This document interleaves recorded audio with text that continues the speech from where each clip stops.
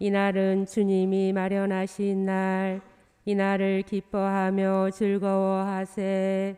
할렐루야.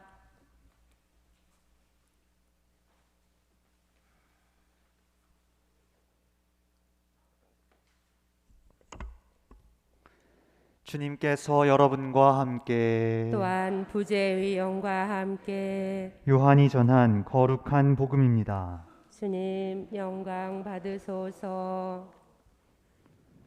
그때 마리아는 무덤 밖에 서서 울고 있었다. 그렇게 울면서 무덤 쪽으로 몸을 굽혀 들여다보니 하얀 옷을 입은 두 천사가 앉아 있었다. 한 천사는 예수님의 시신이 놓였던 자리 머리맡에, 다른 천사는 발치에 있었다. 그들이 마리아에게 여인아 왜 우느냐 하고 묻자 마리아가 그들에게 대답하였다. 누가 저의 주님을 꺼내갔습니다. 어디에 모셨는지 모르겠습니다. 이렇게 말하고 나서 뒤로 돌아선 마리아는 예수님께서 서 계신 것을 보았다. 그러나 예수님이신 줄은 몰랐다. 예수님께서 마리아에게 여인아 왜 우느냐 누구를 찾느냐 하고 물으셨다. 마리아는 그분을 정원지기로 생각하고 선생님께서 그분을 옮겨가셨으면 어디에 모셨는지 저에게 말씀해 주십시오. 제가 모셔가겠습니다. 하고 말하였다. 예수님께서 마리아야 하고 부르셨다. 마리아는 돌아서서 히브리 말로 랍부니 하고 불렀다. 이는 스승님이라는 뜻이다. 예수님께서 마리아에게 말씀하셨다. 내가 아직 아버지께 올라가지 않았으니 나를 더 이상 붙들지 마라.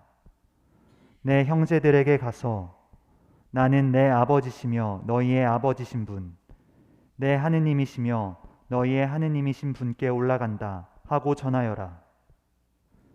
마리아 막달레나는 제자들에게 가서 제가 주님을 뵈었습니다 하면서 예수님께서 자기에게 하신 이 말씀을 전하였다. 주님의 말씀입니다. 그리스도님 찬미합니다.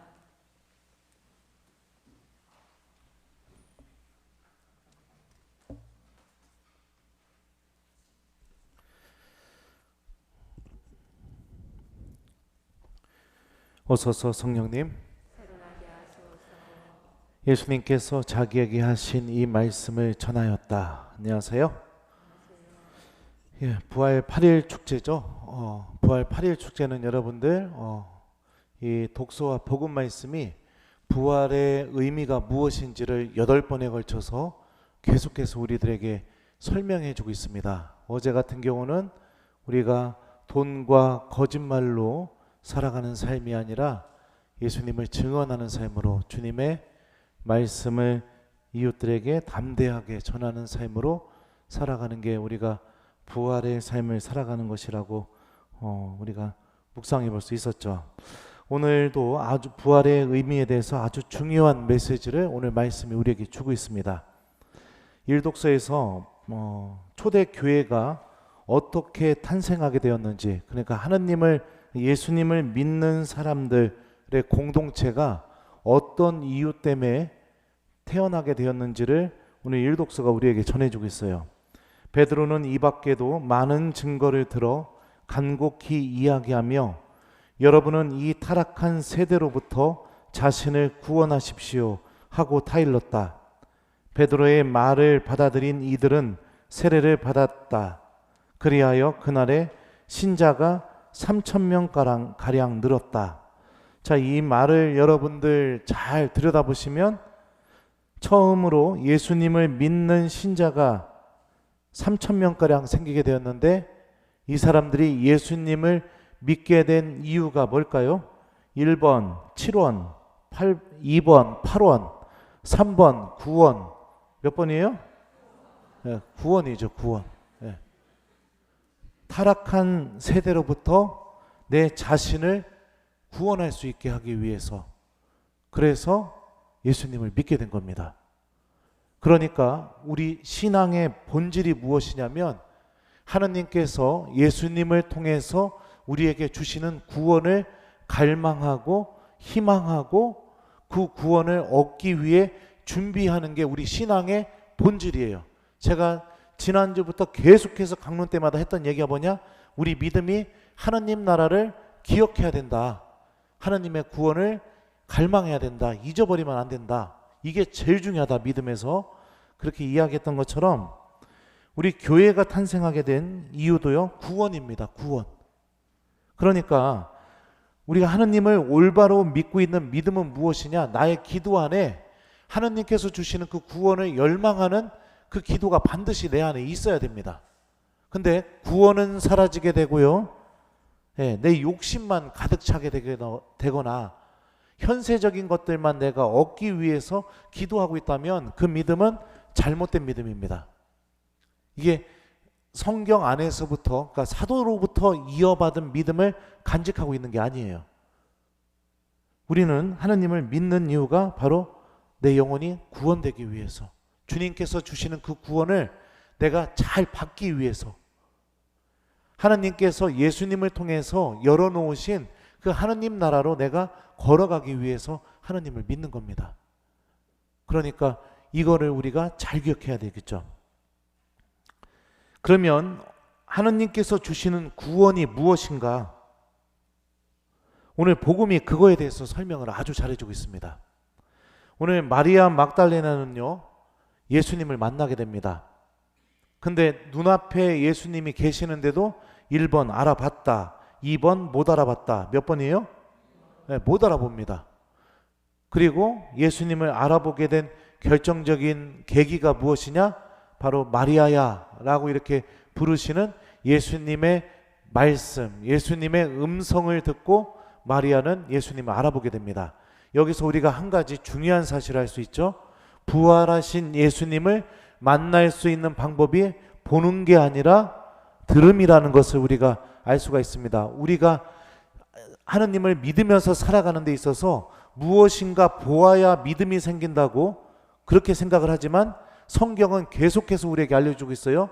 보는 게 아니라 듣는 것을 통해서 하느님과 내가 진실한 관계, 진짜 관계를 맺게 되게 되고요, 하느님께서 마련하신 은총으로 나아가는 게 바로 들음이라고 오늘 요한복음이 우리에게 알려주고 있죠. 이거 굉장히 중요합니다. 근데 오늘 포인트는 이게 아니에요. 그렇게 예수님을 알아보게 되자 예수님이 이렇게 말씀하십니다. 내가 아직 아버지께 올라가지 않았으니 나를 더 이상 붙들지 마라. 내 형제들에게 가서 나는 내 아버지시며 너희의 아버지신 분, 내 하느님이시며 너희의 하느님이신 분께 올라간다 하고 전하여라 라고 마리아 막달레나에게 이렇게 말합니다. 여기서 예수님이 마리아 막달레나에게 당신을 붙들지 마라, 붙잡지 마라 라고 이렇게 말씀하셔요. 여기서 사용된 붙잡지 마라, 이 명령법인데요, 그리스 말은 명령법이 아주 이렇게 특이합니다. 현재형 명령법이 쓰이면 지속적인 명령입니다. 계속해서 붙잡지 마란 뜻이에요.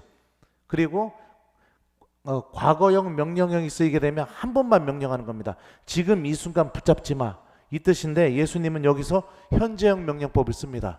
그러니까 당신을 계속해서 붙잡는 삶을 살지 말라는 얘기입니다. 나 붙잡고 있지 마, 이런 뜻이에요. 왜 예수님을 붙잡지 말아야 될까요? 우리가 보통 신앙생활하면 예수님 붙잡아야 되잖아요. 근데 왜 예수님 붙잡지 말라고 부활하신 예수님이 그렇게 말씀하실까요? 그 이유가 마리아에게 전하라고 한 말씀 안에 담겨져 있습니다. 나는 내 아버지시며 너희의 아버지신 분, 내 하느님이시며 너희의 하느님이신 분, 이렇게 말합니다. 요한복음에서요, 예수님께서요 하느님을 가리켜서 제자들에게 너희의 아버지라고 이렇게 말씀하신 부분이 여기가 처음입니다. 부활하기 전까지는 예수님께서 하느님을 지칭하실 때 내 아버지, 아버지께서, 계속해서 하느님은 예수님만의 아버지였어요. 근데 부활하시고 난 뒤에는 어떻게 하느냐? 너희의 아버지라고 이렇게 처음으로 이 단어를 쓰셔요. 다른 복음서에서는 예수님이 부활하기 전에도 너희의 아버지께서는 막 이렇게 표현하지만 요한복음에서는요, 너희의 아버지라는 단어를 여기서 처음 쓰셔요. 이게 무엇을 의미하느냐? 부활을 통해서 어떤 일이 벌어지게 되었느냐? 예수님과 하느님이 맺고 있는 이 관계를 우리가 믿음을 통해서 예수님을 믿고 있는 우리 모두도 동등한 관계를 맺게 된다는 것을 의미합니다. 그러니까 하느님은 이제 예수님만의 아버지가 아니라 우리들의 아버지도 되어주신 거예요. 그러면은 우리가 여기서 논리적으로 또 생각해 볼 수 있는 게 뭐냐? 그렇다면 아버지이신 예수님의 아버지이신 하느님께서 예수님에게 하신 모든 일을 이제 누구에게도 그대로 하실 수 있다? 우리에게도 그대로 하실 수 있는 겁니다. 그래서 예수님 붙잡지 않아도 되는 겁니다. 왜냐하면 하느님께서 예수님에게 하신 그 모든 일을 나에게도 하실 것이니까요. 실제로 여러분들 사도행전을 읽어보시면 제자들이 예수님이 하셨던 일을 그대로 합니다. 말씀 선포하죠. 안진뱅이 일으키게 되죠. 기적 일으키죠. 예. 감옥에 갇혀도 끝까지 담대하게 복음을 선포하죠. 그러니까 예수님께서 하셨던 일들을 제자들도 그대로 하셔요. 이게 뭐냐?